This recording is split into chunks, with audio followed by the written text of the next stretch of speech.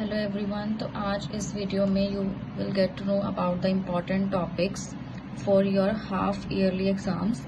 तो सबसे पहले क्लास 9th के फर्स्ट चैप्टर से स्टार्ट करते हैं। तो सबसे पहले केमिस्ट्री का पहला चैप्टर आता है मैटर इन आवर सराउंडिंग। तो इसके अंदर जो इम्पॉर्टेंट टॉपिक्स हैं, अगर तुम लोगों ने अब तक बिल्कुल भी कुछ भी तैयारी नहीं करी है और तुम्हारे एग्जाम्स आने वाले हैं, तो अगर तुम लोग ये वाले टॉपिक्स भी कर लोगे जो कि बहुत इम्पॉर्टेंट हैं, फिर भी you can score good marks. ठीक है जी। तो पहला जो टॉपिक है वो है कन्वर्जन ऑफ टेम्परेचर। इसमें से MCQ क्वेश्चन बन के आता ही है, जिसमें सेल्सियस को केल्विन में कन्वर्ट करना होता है, केल्विन को सेल्सियस में कन्वर्ट करना होता है। सेकंड है एग्जाम्पल ऑफ डिफ्यूजन। ठीक है, इसमें चाहे इंसेंस स्टिक वाला एग्जाम्पल आ सकता है या कोई भी एग्जाम्पल डिफ्यूजन के कंसेप्ट के ऊपर कोई ना कोई क्वेश्चन बन के आएगा। थर्ड है फैक्टर्स ऑफ इवेपोरेशन। आपको पता है बहुत सारे फैक्टर्स थे, जैसे कि सरफेस एरिया था, ह्यूमिडिटी था, बहुत सारे जो फैक्टर्स थे उन फैक्टर्स से रिलेट करके कोई भी क्वेश्चन अराइज होके आ सकता है। देन उसके बाद नेक्स्ट है इंटर कन्वर्जन ऑफ स्टेट, जो एक ट्रायंगल वाला तुम्हारे बुक के अंदर एक डायग्राम बना हुआ है, जिसके अंदर सब्लिमेशन, डिपोजिशन, फ्यूजन, मेल्टिंग, ये सारे जितने भी टॉपिक्स थे ट्रायंगल वाले में, तो इसके ऊपर भी एक क्वेश्चन जो है वो बन के आ सकता है। देन अगर सेकंड चैप्टर की बात करें is matter around us pure में, तो उसमें न्यूमेरिकल आएगा कंसंट्रेशन फाइंड आउट करने के लिए, जिसमें आपको सोल्यूट और सॉल्वेंट गिवन होता है, फिर आपने सोल्यूशन फाइंड आउट करना होता है, और इसमें वॉल्यूम भी फाइंड आउट कर सकते हो। तो ये वाले न्यूमेरिकल इसमें से आ सकता है। सेकंड डिफरेंसेस, इस चैप्टर में से डिफरेंसेस बहुत ज़्यादा इंपॉर्टेंट हैं, चाहे वो होमोजीनस हेट्रोजीनस मिक्सचर हो या फिर कंपाउंड और मिक्सचर के अंदर डिफरेंस, और इसके अलावा ट्रू सोल्यूशन, सस्पेंशन और कोलॉइडल सोल्यूशन के अंदर भी डिफरेंस आ सकता है। और नेक्स्ट है प्रॉपर्टीज किसकी, जैसे कोलॉइडल सोल्यूशन की प्रॉपर्टीज क्या हैं, सस्पेंशन की प्रॉपर्टीज क्या हैं, और टिंक्चर ऑफ आयोडीन, एक टर्म आप लोगों ने पढ़ी होगी, अगर नहीं पढ़ी तो पढ़ लेना। टिंक्चर ऑफ आयोडीन की कॉम्पोजिशन में क्या क्या प्रेजेंट है, ये चीज आ सकता है। इसके अलावा dispersed phase and dispersed medium, dispersed phase और डिस्पर्स्ड मीडियम का जो है एक टेबल आपकी बुक में ऑलरेडी गिवन है, उस टेबल को लर्न कर लेना। ये टेबल भी इम्पॉर्टेंट है, इसमें एरोसोल्स के बारे में पूछ सकते हैं, किसी भी तरह कोई ना कोई क्वेश्चन इस टेबल में से आ सकते हैं, तो ये भी करना जरूरी है। इसके बाद अगली बारी है बायोलॉजी की। बायोलॉजी में सबसे पहला जो चैप्टर आता है सेल वाला, फंडामेंटल यूनिट ऑफ लाइफ। अब इसके अंदर सबसे पहले डिफरेंसेस। अब डिफरेंसेस किस किस में, पहला डिफरेंस आ सकता है यूकैरियोटिक और प्रोकैरियोटिक में, एंड सेकंड आ सकता है एनिमल सेल और प्लांट सेल में डिफरेंस।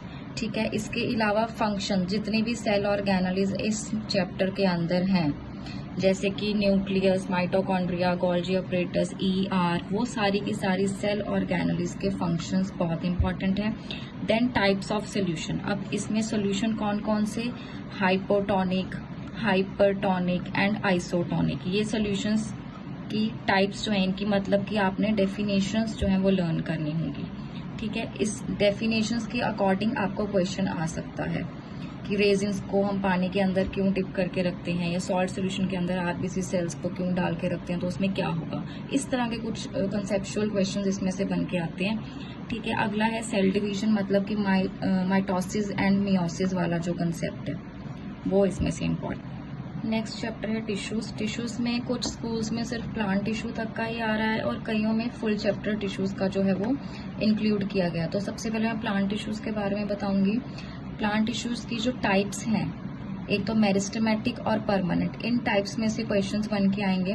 मेरिस्टेमेटिक की जो डायग्राम है वो करनी है, एपिकल कहाँ यूज होते हैं, कहाँ प्रेजेंट होता है, ठीक है, इंटरकैलरी कहाँ पर प्रेजेंट है, इस तरह की चीजें आपको पता होनी चाहिए।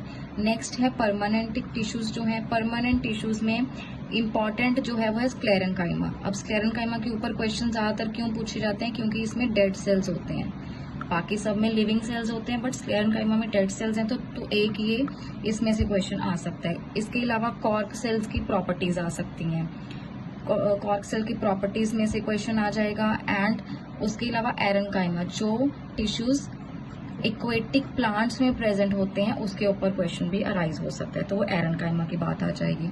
इसके अलावा अगर एनिमल टिश्यूज वैसे बहुत ज़्यादा वास्ट है, बट उसमें से अगर हमने सिर्फ इम्पॉर्टेंट चीज करनी है तो आप मस्कुलर टिश्यूज पढ़ सकते हो। मस्कुलर टिश्यूज में से क्वेश्चन आएगा एंड न्यूरॉन की डायग्राम, ये आने के पक्का चांसेस है न्यूरॉन की डायग्राम। नेक्स्ट है फिजिक्स। फिजिक्स का पहला चैप्टर है मोशन। अब जहां पर फिजिक्स है वहां पे न्यूमेरिकल्स तो आएंगे ही आएंगे, तो न्यूमेरिकल्स फिजिक्स के जो मोशन चैप्टर में से मेनली आते हैं ग्राफ में से, या फिर ग्राफ ड्रॉ किया होगा उसको आइडेंटिफाई करने के लिए भी क्वेश्चन आता है, तो ग्राफ वाले क्वेश्चंस की प्रैक्टिस करनी है। एंड सेकंड चीज जो है फॉर्मूलाज, जितने भी फॉर्मूलाज हैं उनको अच्छे से लर्न करना है और उनको प्रैक्टिस करना है। न्यूमेरिकल्स को वहां पे उन फॉर्मूलाज को अप्लाई करने की आपकी प्रैक्टिस होनी चाहिए, ठीक है। और इसमें थ्योरेटिकल क्वेश्चंस जो हैं बहुत ही कम आते हैं, अगर आएगा भी तो मेरे हिसाब से सिर्फ डिस्टेंस और डिस्प्लेसमेंट के टॉपिक के ऊपर क्वेश्चन आ सकता है, या तो इसमें डिफरेंस आ सकता है, या फिर क्वेश्चन इस तरह से बन सकता है can displacement can be zero और नॉट, की डिस्प्लेसमेंट जीरो हो सकती है या नहीं, इस तरह के क्वेश्चन आते हैं। ज्यादातर जो है मेनली 95% आपके इसमें से न्यूमेरिकल्स ही आएंगे फिजिक्स में। उसके बाद जो नेक्स्ट है लॉज ऑफ मोशन, इसके अंदर एक ही फॉर्मूला है जिसके ऊपर न्यूमेरिकल्स आते हैं और वो है सेकंड लॉ। सेकंड लॉ को अच्छे से प्रैक्टिस करना है, किस तरह से उसकी डेरिवेशन जो है, सेकंड लॉ की डेरिवेशन बहुत ज़्यादा इम्पॉर्टेंट है, ये करनी है और इसी के ऊपर न्यूमेरिकल्स भी बनते हैं, तो न्यूमेरिकल्स की भी प्रैक्टिस करनी है।